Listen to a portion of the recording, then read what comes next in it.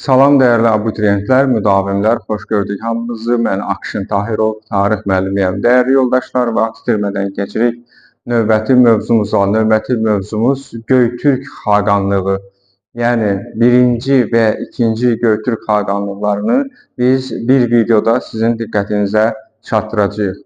Dəyərli yoldaşlar, ümumiyyətlə Göytürklər Hun mənşəli Aşina nəslinin nümayəndələridir. Yəni, biz əgər Göytürklərdən danışırıqsa, mütləq onların Aşina nəslinə mənsub olduqlarını, o sülaləyə mənsub olduqlarını vurğulamalıyıq.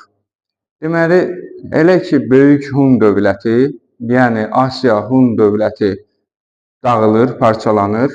Süqutundan sonra, deməli, Göytürklər Altayın ətəklərində, Altay dağlarının ətəklərində məskunlaşırlar. Amma onlar Jujan, yəni Avar xaqanlığına tabe idilər bu zaman. Avar xaqanlığına tabe idilər. Avar xaqanlığının tabeçiliyində olduğu zamanda Göytürklər əsasən dəmirçiliklə məşğul olurdular və silah düzəldirdilər. Bu xaqanlığın ordusu üçün, yəni avarların ordusu üçün. Amma bir müddət sonra, yəni 552-ci ildə Bumin xaqanın, yəni Bumin xan daha doğrusu üsyan edir. Göytürklərin rəhbəri Bumin üsyan edir kimlərə qarşı? Avarlara qarşı. Yəni tabe olduğu Jujan dövlətinə qarşı. Bu üsyan nəticəsində paytaxtı Ötükən olan deməli Göytürk, birinci Göytürk xaqanlığı yaranır. Bumin xaqanın deməli yaratdığı birinci Göytürk xaqanlığı 552-ci ildən 588-ci ilə qədər hökm sürəcək. 588-ci ildə parçalanacaq şərqi və qərbi Göytürk xaqanlıqlarına.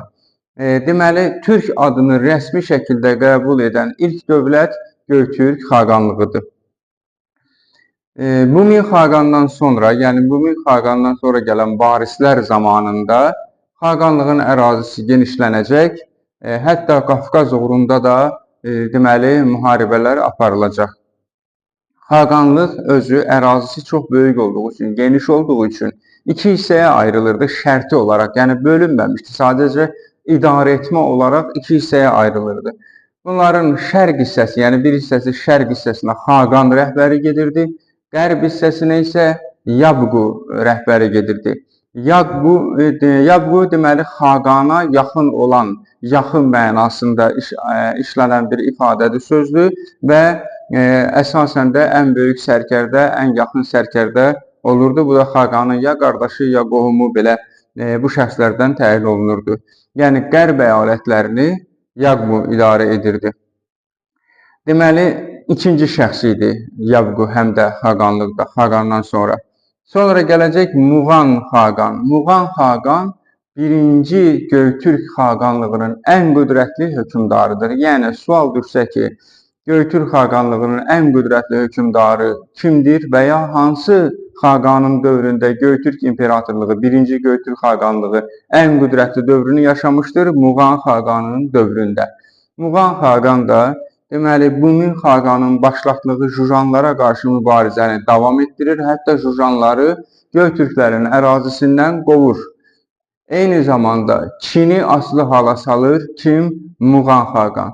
Deməli, Muğan xaqanın zamanında qərb əyalətlərini kim idarə edirdi? İstəmi Yabqu. İstəmi Yabqu Bizansa doğru, Sasanilərə doğru, Xəzərlərə doğru uğurlu deməli, müharibələr aparıb. Belə ki, Xəzərləri tabe edir, İstəmi Xəzərləri tabe edir. Bizanslılarına hücum edir, amma sonra Bizansla diplomatik münasibətlər qurur. Bunun səbəbi Sasanilər məsələsi idi. Sasanilər Göytürklərin ticarət yollarını deməli nəzarətdə saxlayırdılar və onlara ticarət etməkdə, beynəlxalq ticarətdə əngəl törədirdilər. Ona görə Sasanilərin tabe edilməsi və ya zərərsizləşdirilməsi üçün Bizansla diplomatik əlaqələrə girir. Kim? İstəmi Yabqu. 567-ci ildə Sasanilər və ittifaqda olan İstəmi Yabqu deməli Axunlar üzərinə hücum edir. Sasani və Göytürklərin birləşmiş qüvvələri 567-ci ildə Axun dövlətini süqut edir hərbi müdaxilə ilə. Sual oluna bilər, burada bir qarşılıq yaranır. Necə ola bilər ki, İstəmi ya bu Bizansla Sasanilərə qarşı ittifaqdadır, sonra Sasanilərlə necə ittifaqda olur? Dəyərli yoldaşlar, İstəmi ya bu haqqında burada çox qısa material verilib. Bunun haqqında genişlənmiş materiallarda oxuyanda görəcəksiniz ki, o çox güclü diplomatik manevrlar edən, deməli bir belə deyək, hökmdar olub, ona hökmdar da demək olar, çünki qərb əyalətlərini idarə edirdi. İstəmi Yabqu lazım olanda düşməni ilə belə deməli dil tapıb digər düşmənini zərərsizləşdirə bilən diplomatik gedişlərə malik bir rəhbər olub. Ona görə həm Sasanilərlə müvəqqəti ittifaqda olub, həm Bizanslarla müvəqqəti diplomatik münasibətlər qurub düşmənlərini tək-tək zərərsizləşdirmək üçün. Deməli, Axund dövləti 567-ci ildə süqut etdikdən sonra dediyimiz kimi artıq Sasanilərin aradan götürülməsi vacib idi. Bunun üçün də deməli İstəmi Sasanilərə bildirir ki, vaxtilə Axundlara vergi verirdiniz, həmin vergini indi Göktürklərə verməlisiniz. Bunun nəticəsində aralarında mübarizə başlayır, müharibə başlayır. Yenə də İstəmi artıq bunlara hazır idi. Çevik hərəkətlə Soqdiyananı ələ keçirdir. Soqdiyananı tutur, Sasanilərlə müharibə aparıb, Soqdiyananı da Göktürklərə birləşdirir. İstəmidən sonra, Muğandan sonra artıq biz 1-ci Göktürk xaqanlığında ziddiyyətlər, hakimiyyət uğrunda mübarizələrin getdiyini görürük. Düzdür, dərsliyimizdə onlar geniş verilməyib, amma bu ziddiyyətlərin əsas iki səbəbi göstərilmişdir. Anası Çinli olan şahzadələr var idi. Bu da biz hələ Böyük Hun İmperatorluğundan bilirik ki, Çin diplomatik yolu, nigah diplomatiyası ilə türklərin həmişə deməli tənəzzülə uğratmağa çalışıb və bu burada da baş verir. Anası Çinli olan şəhzadələr bir-biri ilə mübarizə aparırdılar. Bir də ki, buddizmi yaymaq istəkləri də deməli tək tanrıçılığa ibadət edən Göktürklərin deməli tənəzzülünə səbəb olan amillərdən biri idi. 588-ci ildə Göytürk, 1-ci Göytürk İmperatorluğu bölünür. Şərqi Göytürkə, Qərbi Göytürkə. 588-dən 630-a qədər Şərqi, 588-dən 650-yə qədər Qərbi Göytürk xaqanlığının haqqında danışa bilərik. Yəni bu illərdə mövcud olublar. Bundan sonra, yəni 630-cu ildə Şərqi Göytürk İmperatorluğu, 650-ci ildə Qərbi Göytürk İmperatorluğu Çin əsarətinə düşür. Nəticədə Çin istəyinə nail olur. Yəni nəhəng Göytürk İmperatorluğunu həm parçalayır, həm də tabe edir, əsarəti altına salır. Qərbi Göytürk İmperatorluğu haqqında bunu deyək ki, Qərbi Göytürk İmperatorluğunun süqutundan sonra onların yerində həmin ərazilərdə Xəzər xaqanlığı yaranıb. Ona görə Xəzər xaqanlığını Qərbi Göytürkün varisi hesab edirlər. Bəs burada siz ola bilər ki, çaşdırıcı bir məqam ola, İstəmi ya bu Xəzərləri tabe etdi. Bu Xəzərlər yəni xalqlardan söhbət gedir, dövlətdən söhbət getmir. Xaqanlıq Qərbi Göytürkdən sonra yaranıb. Dəyərli yoldaşlar, 2-ci Göytürk xaqanlığı haqqında məlumat verək. 2-ci Göytürk xaqanlığına keçməzdən əvvəl biz Kürşad üsyanı haqqında bir danışaq.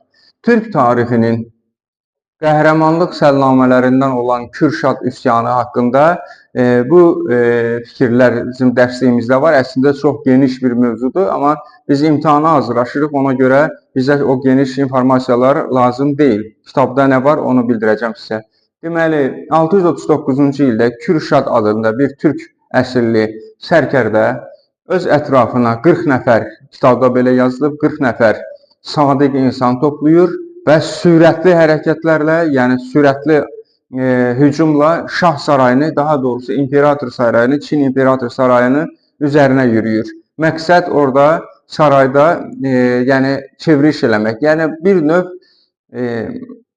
türklərin Çin əsarətinə qarşı bir üsyanı, mübarizəsi kimi qiymətləndirilir Böyük Türk tarixində. Kürşad üsyanı məğlub olur, Kürşad öldürülür. Amma onun başlatdığı bu azadlıq mübarizəsi, Çinə qarşı azadlıq mübarizəsi ondan sonra yeni vüsət alacaq. Belə ki, 682-ci ildə, yəni çox keçməmiş, 682-ci ildə Qutluk xan üsyanı olur. Qutluk xan əsarətdə olan Göktürklərin rəhbəridir. Çin əsarətində olan və onun üsyanı uğurlu alınır. Yəni Çinə qarşı üsyanı uğurlu alınır. Bütün türkləri ətrafına toplayır. Yəni söhbət Göytürklərdən və yaxın xalqlardan gedir, toplayır və dövlət qurur. Bu dövlət 682-ci ildə qurulur. Kim tərəfindən? Qutlug xan tərəfindən. Xaqan titulunu qəbul edir. İltəris və ya Eltəriş, yəni eli bir yerə toplayan mənasına gələn titul alır.